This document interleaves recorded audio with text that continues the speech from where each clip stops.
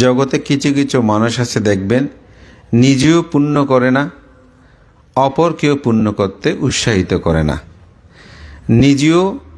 নিজে পাপ কর্ম করে, অপরকেও পাপ করতে উৎসাহিত করে। এই ধরনের কিছু মানুষ দেখবেন, নিজে দান ধর্ম করবে না, অন্য কেউ করলে তাকেও বাধা প্রদান করবে না, তোমারও করার দরকার নেই। তো এটি বুদ্ধ একটা কাষ্ঠের সাথে তুলনা করেছেন। বলতে দুটি কাঠ দুই পাশেই জলে একেবারে ছায়ের মতন হয়ে গেছে, অর্থাৎ মাঝখানে 20টা লেপা আছে। তো কাঠটা ঘরেও ব্যবহার করা যায় না, চিতার মধ্যে ব্যবহার করা যায়, যেহেতু মাঝখানে 20টা আছে, দুই পাশে জ্বলে গেছে, এই কাষ্ঠের কোনো ব্যবহার করা সম্ভব নয়। বলতে মানুষের মধ্যে সেরকম, যিনি পরেরও কোনো উপকার করে না, আবার নিজেরও কোনো উপকার করে না, নিজেও পাপ কর্ম করে অপরকেও পাপ করতে উৎসাহিত করে, এমন মানুষ আছে তো। যেমন যিনি মদ্যপায়ী, তার সাথে যদি চলাফেরা করেন, তিনি তো মদ খেয়ে নিজে মাতাল হচ্ছেন, অপরকেও মদ খেতে তিনি উৎসাহিত করবেন। চোরের সাথে যদি হাঁটেন, দেখবেন নিজেও চুরি করবে, যিনি চলেন তাকেও চুরি করার জন্য প্রভাবিত করবে। যিনি বিহারে যায় না, দেখবেন সে বলে তোমারও বিহারে যাওয়ার দরকার নাই। এরকম অনেক মানুষ আছে। দান করতে গেলে সেটা বাধা প্রদান করে, শিল পালন করলে বলতে শিল পালনের দরকার কি, এরকম অনেক মানুষকে দেখেছি। আগে অষ্টশীল নিত, এখন অষ্টশীলাদি নেয় না। কেন? সে অসতের সংস্রবে পড়ে, আগে ছিল, এখন অসতের সাথে যখন মিশেছে, সে নিজেও করে না, অপরকে করতে উৎসাহিত করে না।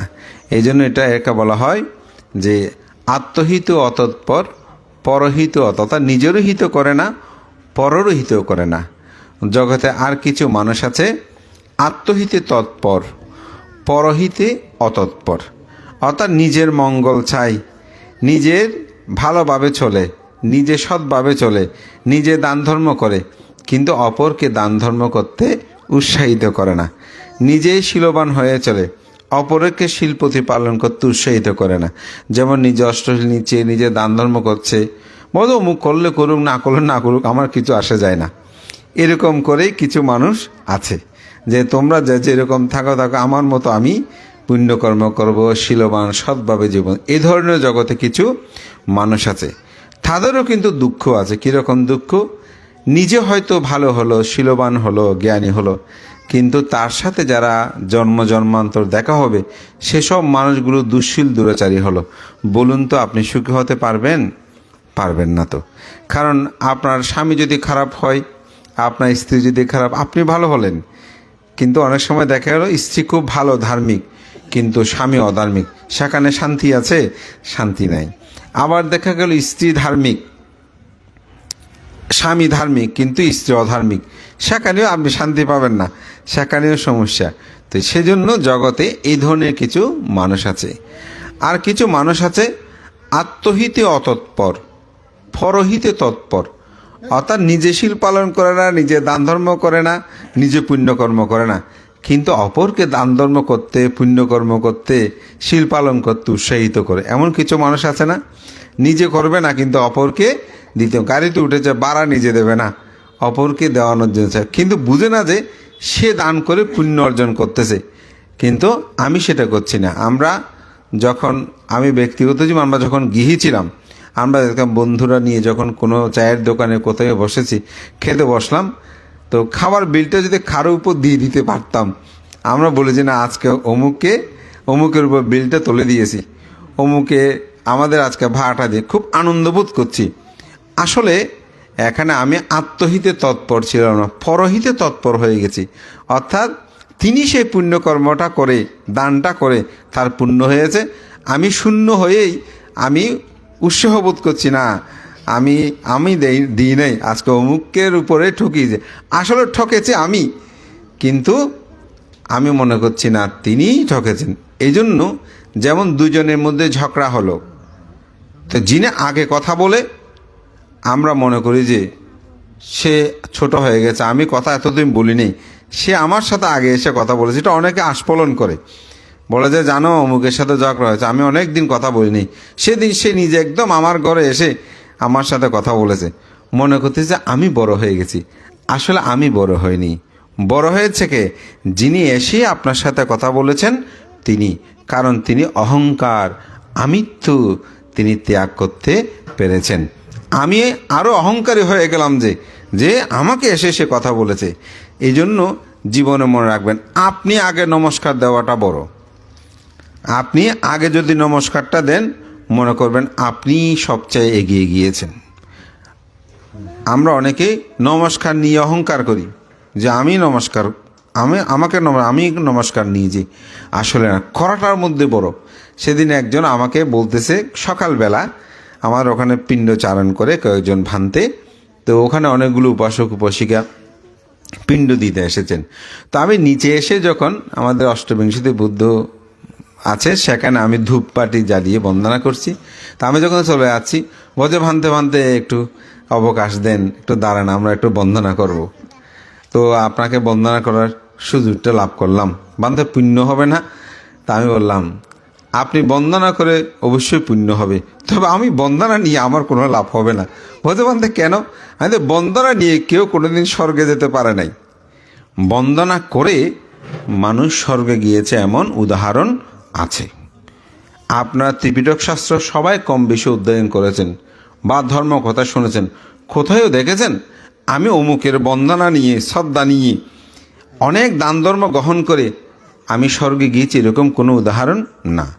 বরঞ্চ বন্দনা করে, দান করে তিনি স্বর্গে গিয়েছেন এমন ভুরি ভুরি উদাহরণ ত্রিপিটক শাস্ত্রে রয়েছে।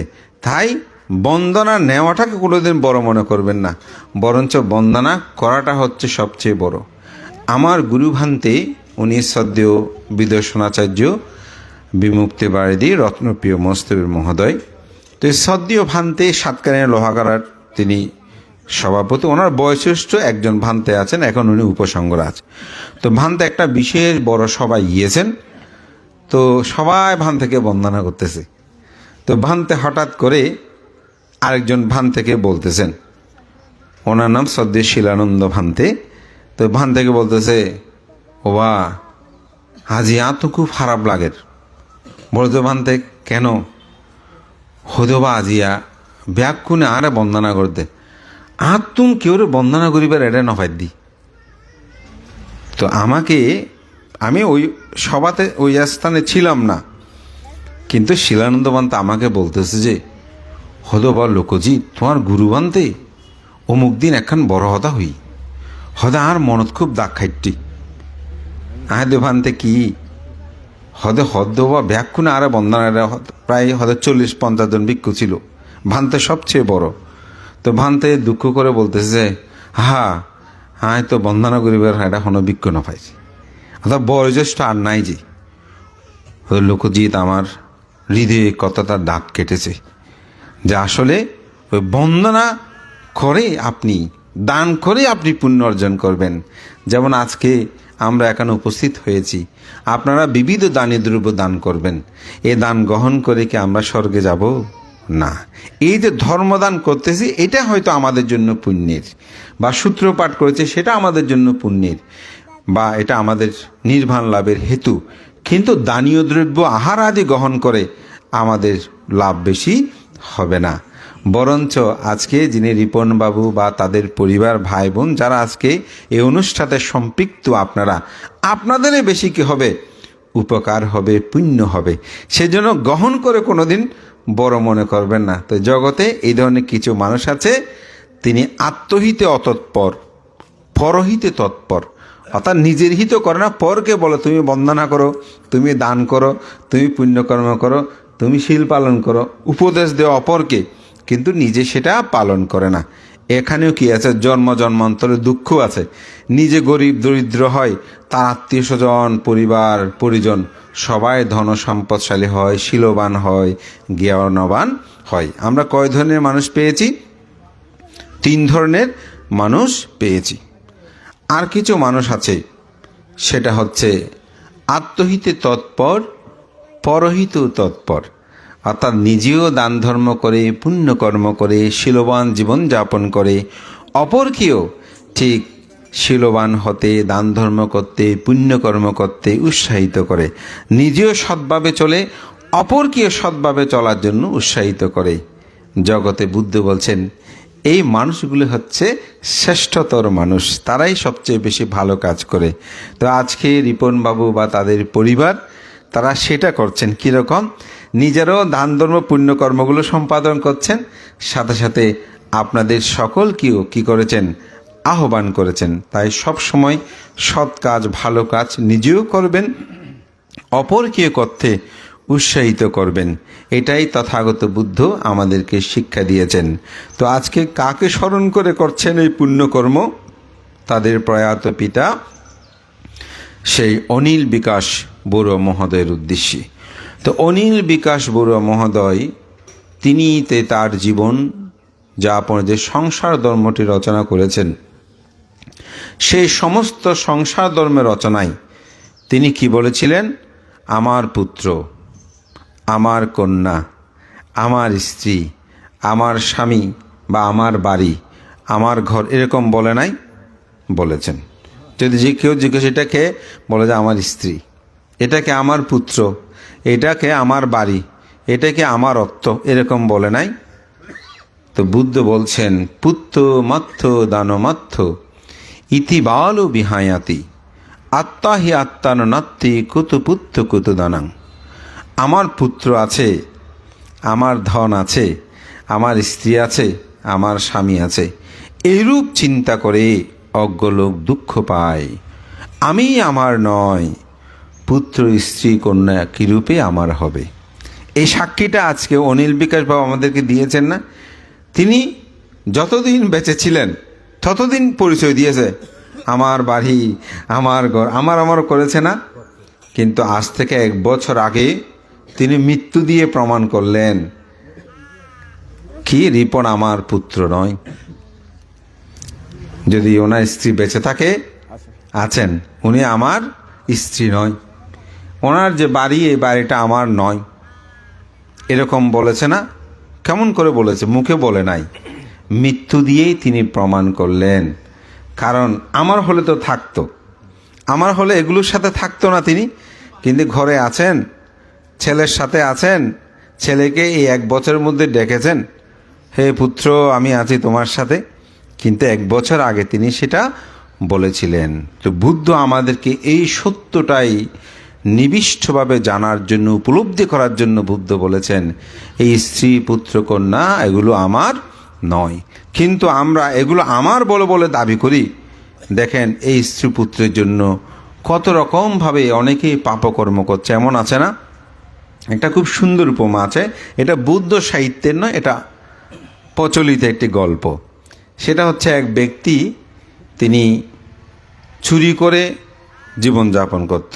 তো চোরটা একটু ডাকাত প্রকৃতির ছিল, অর্থাৎ সুবিধা মতো মানুষ পেলে ডাকাতের মতো করে বিভিন্ন দ্রব্য হরণ করে নিয়ে যেত।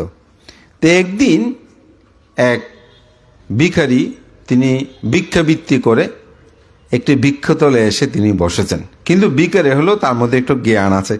অনেক সময় একটু পাগল টাইপের কিছু মানুষ আছে না, ওই ধরনের। তো ওই চোর প্রকৃতির যিনি ডাকাত, সে এসে ওই লোকটাকে ধরে তার ভিক্ষা করে সেদিন যা পেয়েছে ওগুলো সব নিয়ে যাওয়ার জন্য তার সাথে টানাটানি করতে শুরু করলো। সে বলছে দাঁড়াও, আমি সারাদিন ভিক্ষা করে অনেক কষ্ট করে এগুলো অর্জন করেছি, তো তুমি কিছু অংশ নিয়ে যাও, আমাকে বাকিগুলো দাও। তুমি তো একজন মানুষ। বলে যেন আমি একজন, আমার বাড়িতে স্ত্রী আছে, আমার এক পুত্র আছে, আমার এক কন্যা আছে, ওদেরকে সবার জন্য এটা প্রয়োজন। বলে যে দেখো, তুমি যে এটা আমার থেকে নিয়ে যাচ্ছ এরকম করে ডাকাতি করে, এটা তোমার পাপ হচ্ছে না? বলে যে পাপ হচ্ছে। তো তুমি স্ত্রী পুত্রের জন্য যে এগুলো হরণ করে আমার কাছ থেকে নিয়ে যাচ্ছ, ঠিক আছে তোমার পাপ হচ্ছে, কিন্তু তারা কি তোমার পাপের ভাগী হবে? বলে কেন হবে না? ওরা আমাকে সবাই এত ভালোবাসে, সুতরাং তারা আমার পাপের ভাগী হবে না? অবশ্যই হবে। বলে ঠিক আছে, তুমি এগুলো নিয়ে যাও, আমি এখানে বসে থাকি। যদি তারা তোমার পাপের ভাগ নেয় তাহলে তোমার আসার আর দরকার নাই। আর যদি পাপের ভাগ না নেয় তাহলে তুমি এসে আমাকে বলিও, আমি এখানে বসে থাকবো। তো সেই চাল ডাল যা ভিক্ষা করে পেতে সব নিয়ে বাড়িতে গেল। গিয়ে প্রথমে স্ত্রীকে বলছে, স্ত্রী তুমি তো আমার অর্ধাঙ্গিনী, তুমি আমার জীবনে অর্ধেক অংশ না। স্ত্রীকে অর্ধাঙ্গিনী বলে, তুমি তো জানো আমি চুরি করি, ডাকাতি করি, জীবন যাপন করি, তো আমার তো পাপ হয়। বলে যে হ্যাঁ পাপ হয়। বলছে তুমি কি আমার পাপের ভাগ নেবে? বলে এটা একটা কথা বললে, তুমি যদি আমাকে এতই ভালোবাসো পাপের ভাগ কেন দেবে? তোমার দায়িত্ব কর্তব্য হচ্ছে স্ত্রীর ভরণ পোষণ করা। তুমি যখন বিয়ে করেছো তখন তুমি শপথ করেছো তোমার ভরণ পোষণ আমি করব। তো তুমি চুরি করে আনো, ডাকাতি করে আনো, ভালো মানুষ সেজে আনো, সেটা তো তোমার ব্যাপার, আমি কেন তোমার পাপের ভাগ নেব? এখন স্ত্রী পাপের ভাগ নেয় না। তো কন্যা সন্তানকে পুরুষ একটু বেশি দেখতে পারে, তো মেয়েকে ডাকলো, বলে আমার 2 সন্তানের মধ্যে তোমাকে বেশি আমি আদর করি। মা তুমি বলো তো, আমি যে পাপ করি এই পাপের ভাগ তুমি নেবে কিনা? বাবা এটা কি তোমার ভালোবাসা? আমাকে তুমি এত দেখতে পারো বলছো, আর তুমি পাপ করতেছো, পাপের ভাগ আমাকে দিতে চাও? না, আমি তোমার পাপের ভাগ নিব না। পুত্রকে ডাকলো, পুত্রকে বলল, তুমি আমার তো উত্তরাধিকারী, আমার যা সম্পদ আদি আছে সব তুমি পাবে আমার মৃত্যুর পর। তো সুতরাং তোমাকে আমি তোমাকে অনেক ভালোবাসি, তো আমার যে পাপ হচ্ছে, আমি যেরকম কর্ম করি সে পাপ তুমি নেবে কিনা? বলে বাবা তুমি তোমার সন্তান হিসেবে আমার প্রতি তোমার দায়িত্ব কর্তব্য আছে, সেটা তুমি পালন করো। চুরি করে ডাকাতি করে তোমার ব্যাপার, কিন্তু তোমার পাপের ভাগ আমি নিতে পারবো না। তখন সে ফিরে গেল, গিয়ে ওই যে যিনি ভিক্ষা বৃত্তি করে বসে আছেন তাকে গিয়ে বলছে, ধরো তোমার জিনিসগুলো নাও। আমি বুঝতে পারছি তাদের জন্য আমি পাপকর্ম করলেও তারা আমার সম্পদ আদি ভোগ করবে ঠিক, কিন্তু আমার পাপের ভাগ গ্রহণ করবে না। তাই এটা থেকে এটাই শিক্ষণীয়, আপনি কারো জন্য কখনো পাপকর্ম করবেন না।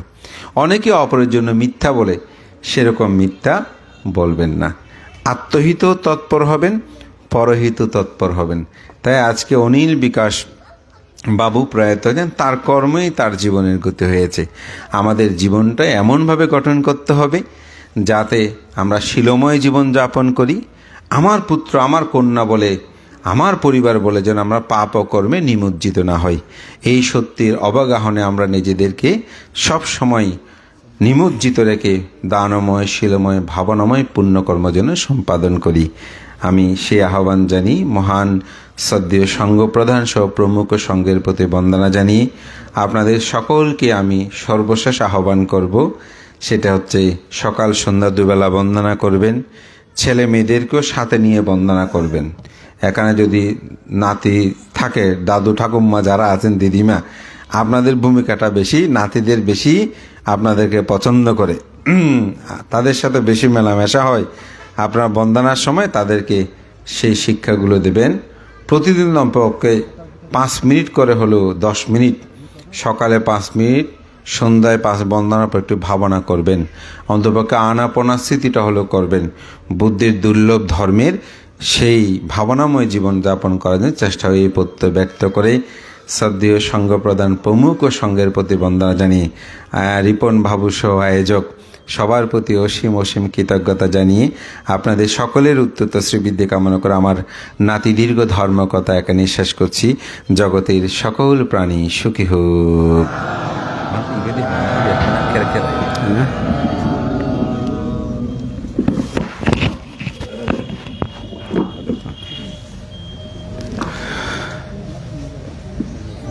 সধর্মপান প্রিয় উপাসক উপাসিকা মণ্ডলী, আপনারা এতক্ষণ পর্যন্ত সুদর্শক এস লোকজিৎ মহাতেরোর কাছ থেকে সদ্ধর্মদেশনা শ্রবণ করেছেন। আপনারা আপ্লুত হয়েছেন। তো এখন আর সময় তেমন নেই, তো আমি আর কথা বাড়াচ্ছি না।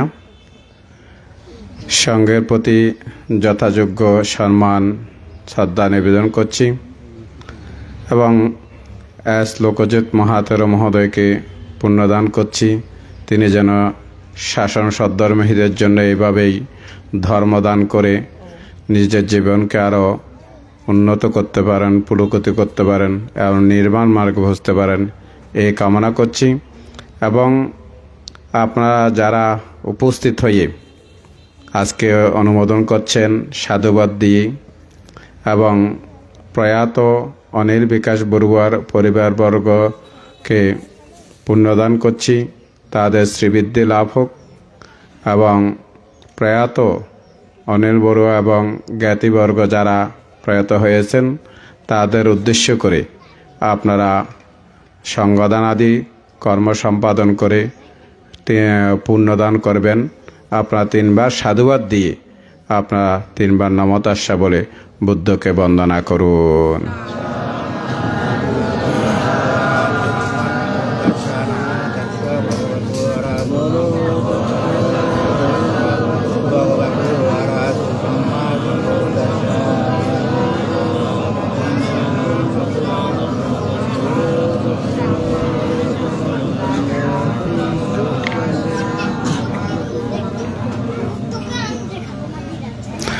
ময়ং ভান্তি সংসারা কান্তারো দুঃখাতো মোসনাত্তায় কাম্মাঞ্চ কাম্মা বিপাকাঞ্চা সদ্দায়িত্বা তে শরণা সাধ্যেং পঞ্চাঙ্গশীলানি সমাদায়িত্বা মম পরলোকগত ইয়াতিনো উদ্দেশ্যে ইমাং ভিক্ষাং সপরিক্ষারাং সাহা আট্টাপরিক্ষারাং ভিক্ষু সংঘাসা দানং them পুজেম।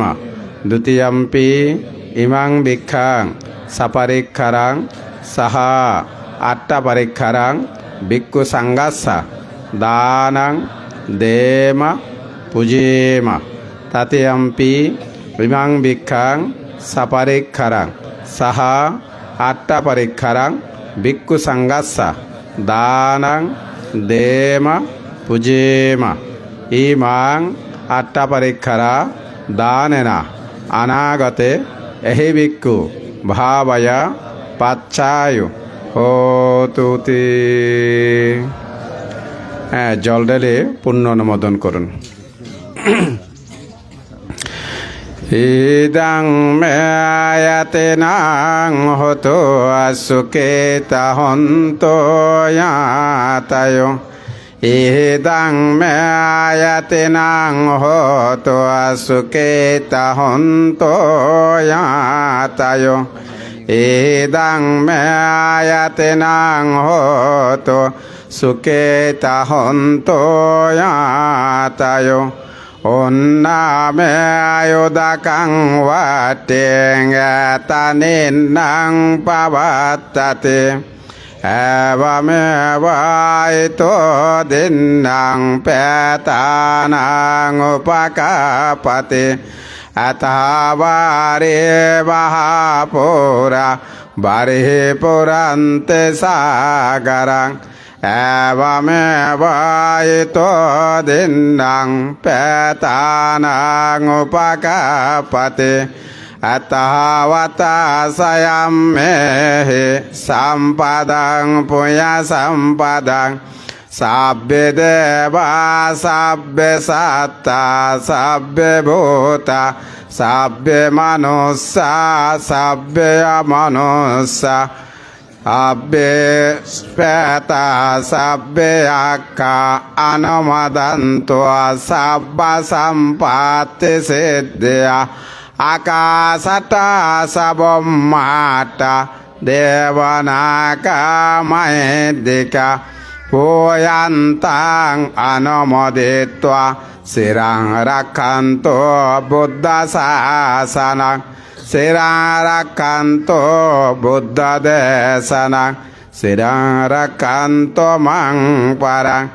Imena puyakamena mame bala samagamo.